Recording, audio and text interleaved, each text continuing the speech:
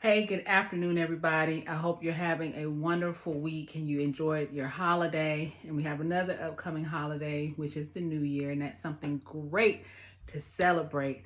I just wanted to come on here and talk a little bit specifically to my therapists.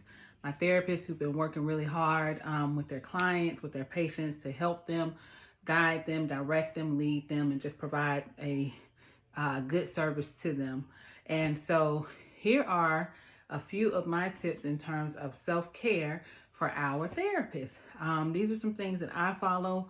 I am a work from home therapist, and so frequently I'm in this room providing therapy and seeing clients. I can see up to 8 clients a day, which is about 8 hours out of my day, listening and sharing. Plus, we do documentation, we take notes, we do all of our invoicing and just other things. So it could be a long day. Not complaining, not any of that. I totally enjoy everything that I do, grateful for everything, but self-care is essential. So here's what I do.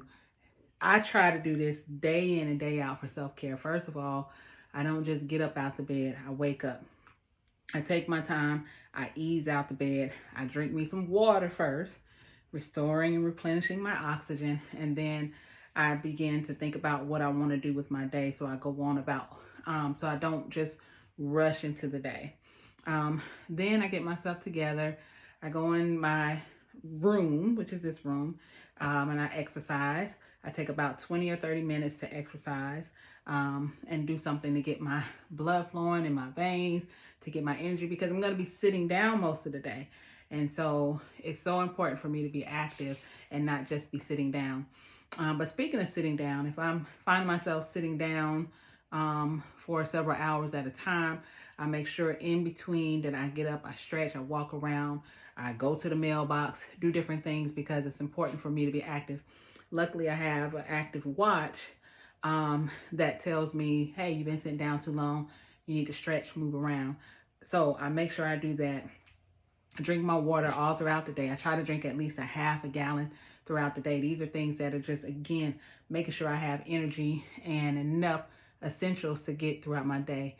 But at the end of the day, when it's all said and done, I take my time, I close my books, I close out for the day. I don't stress about emails. I don't stress about returning certain phone calls, texts, as long as they can wait till the next day. It's because I want to be refreshed. I want to be replenished mentally and physically. And I think that's most important. It's just knowing when to cut it off, knowing when to turn it off. And that's really essential.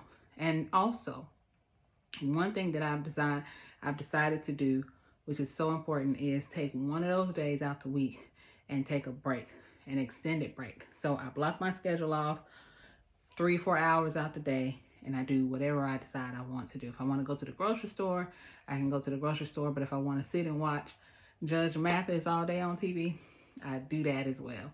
So I hope that these simple steps of self-care, that somebody needed to hear this, and that you can go into your 2023 activating more self-care, making sure that you are, like my shirt says, strong, her, and him as well. And just making sure that you do what you got to do for self-care. It's so essential because people need you, but they need you to be well, they need you to be taken care of, and they need you to be present when it's their time of need.